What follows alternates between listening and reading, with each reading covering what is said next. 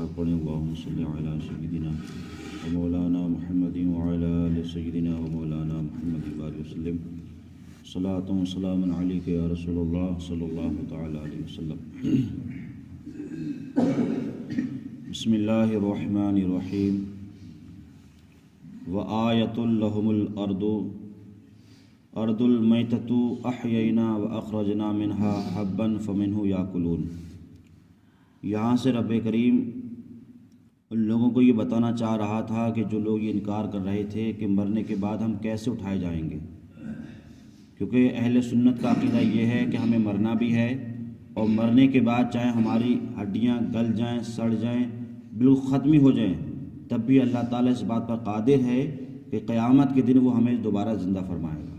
लेकिन कुछ लोग इसके मुनकिर थे, तो उनका इनकार की दलील पर अल्लाह ताला ने कुछ निशानियाँ बयान फरमाई हैं। कुरान फरमाता है कि व आयतुल लहुमुल अर्दुल मैततु, और उनके लिए एक निशानी ये है कि मुर्दा ज़मीन है, और उनके लिए एक निशानी मुर्दा ज़मीन है। अहयैनाहा, हमने उसे ज़िंदा किया और फिर उससे अनाज निकाला तो उसमें से खाते हैं। अब आप ये देखें, अब तो सारी ज़मीनें हैं, लेकिन हमारे आबा और अजदाद का जब हम वक्त देखेंगे तो जितनी ज़मीनें थीं वो सब ऐसी पड़ी हुई थी। लेकिन रब ने जो है लोगों को अक्ल दी, और अक्ल देने के बाद उस बंजर ज़मीन को अल्लाह ताला की दी हुई अक्ल सास ऐसा हो गया कि लोग उसमें जो है अनाज उगा रहे हैं, लोग उसमें मटर उगा रहे हैं, लोग उसमें दरख्त उगा रहे हैं, लोग उसमें बागात कर रहे हैं। तो कहने का मकसद ये था कि जब रब एक बंजर ज़मीन को उगा सकता है तो जो इंसान पहले ज़िंदा था फिर मर गया तो क्या उसको ज़िंदा नहीं कर सकता है? बेशक वो इस बात पर कादिर है।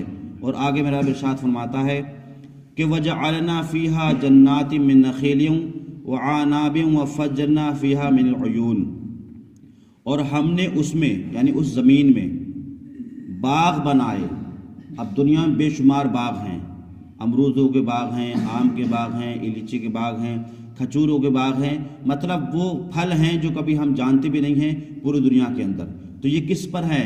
ये आसमान पर नहीं है, बल्कि ये उसी ज़मीन पर है कि जिस ज़मीन को अल्लाह ताला ने क्या है बंजर से पहले उसको उगाया था। तो उसमें बाग बनाए हैं मिन नखील, और खजूरें, क्यों खजूरों की जो है खेती होती है वो सबसे ज़्यादा जो अरब ममालिक में होती है, और ये कुरान मजीद जो नाजिल हुआ था वो भी अरब ही के अंदर नाजिल हुआ था। तो अल्लाह ताला ने जो है खजूर की मिसाल दी है कि हमने इसी ज़मीन में क्या करे हैं, बाग बनाए हैं और खजूरों को पैदा फरमाया है।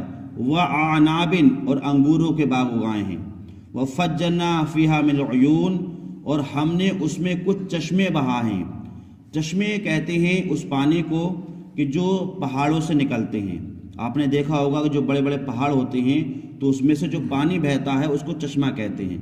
इस दौर में मोटरें हैं, नल हैं वगैरह वगैरह, लेकिन पहले का दौर देखेंगे तो पानी या तो चश्मों से निकला करता था या जो कुएं खोदे जाते थे उन कुओं को नीचे से चश्मा उबलता था।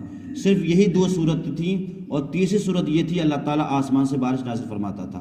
सिर्फ ये तीन से सूरत थी, या तो पहाड़ों से पानी निकलता था चश्मे की सूरत में, या फिर कुओं से, या फिर अल्लाह ताला बारिश नाज़िल फरमाता था तो उससे दरिया नाले भर जाते थे। तो उससे लोग क्या अपने खेतों की आपाशी करते थे, खुद भी पीते थे, अपने जानवरों को पिलाते थे और अपने खेत को सैराब करते थे। तो कुरान ने वही जिक्र फरमाया कि वह फज्जना फ़ीहा मिनल उयून, और हमने उसमें कुछ चश्मे बनाए। अगर अल्लाह ताला चश्मों को पैदा ना फरमाता तो फिर हमारी ज़मीनें कैसी उगती, हमारी ज़मीन की पैदावार कैसी होती, हमारे जानवर क्या पानी पीते, इंसान का क्या पानी पीते। तो ये सब जो कुछ भी है ये मेरे रब की शान है और उसकी कुदरत है कि उसने इंसानों के लिए और पूरी कायनात के लिए पानी को पैदा फरमाया है। उसके बाद मेरा कुरान फरमाता है कि लियाकुलू मिन समरिही वमा अमिलतहु ऐदीहिम अफला यशकुरून, क्या उसके फलों में से कुछ खाएं और ये उनके हाथ के बनाए हुए नहीं हैं तो क्या हक न माने। मतलब जो कुछ भी अल्लाह ने पैदा फरमाया है तो ये हमारे हाथ की नहीं है। एक मिसाल दूं मैं आपको, किसान जब खेत में जाता है तो किसान काम सिर्फ क्या है, उसमें क्या है दाना डालना, बाकी उसमें जो उगाना है वो रब की ज़ात होती है। आप सिर्फ जाते हैं, दाना फेंकते हैं, पानी देते हैं, खाद डालते हैं, لیکن جب وہ اگتا ہے تو یہ رب کی شان ہوتی ہے، اس کا تنا بنتا ہے تو یہ بھی رب کی شان ہوتی ہے، اس میں سے جو پھل نکلتا ہے وہ بھی رب کی شان ہے، پھل میٹھا ہوتا ہے وہ بھی رب کی شان ہے۔ تو کسان کا کام صرف کیا ہے؟ دانہ ڈالنا یا پودا اگانا ہوتا ہے، لیکن باقی جتنے سارے کام ہیں وہ صرف رب کرتا ہے۔ اور آپ نے یہ بھی دیکھا ہوگا کہ ایک چھوٹا سا تنا ہوتا ہے، ہم کھیت میں جاتے ہیں، اگر ہم اس کو تھوڑا سا پکڑ لیں تو وہ درخت بالکل ختم ہو جاتا ہے، لیکن رب کی شان یہ ہے کہ وہ درخت اور چھوٹا سا پودا شبنم اوس کو بھی برداشت کر رہا ہے، بارش کو بھی برداشت کر رہا ہے، سورج کی تپش کو بھی برداشت کر رہا ہے، سردی کو برداشت کر رہا ہے۔ تو یہ صرف کون ہے؟ یہ سب رب کی ذات ہے جو ان پودوں کو نشو نما پودا سکتی ہے۔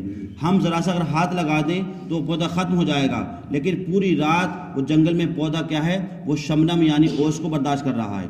اور اوس کی طاقت کا یہ حال ہوتا ہے کہ اگر کسی چیز کو آپ خود بھی باہر ہو جائیں یا آپ دھوپ میں کھڑے ہو جائیں یا آپ کی کوئی چیز باہر ہو تو اس کی وجہ سے، شبنم کی وجہ سے اور دھوپ کی وجہ سے اس کا رنگ ختم ہو جاتا ہے اور وہ سوکھ جاتی ہے، لیکن چھوٹا سا تنا جو ہوتا ہے وہ صرف رب کی طاقت کی وجہ سے وہ رکا ہوا ہے۔ اسی لیے قرآن نے فرمایا کہ لِيَأْكُلُوا مِن ثَمَرِهِ، کہ اس سے پھلوں سے کھائیں، یعنی تو جو رب نے پیدا فرمائے ہیں۔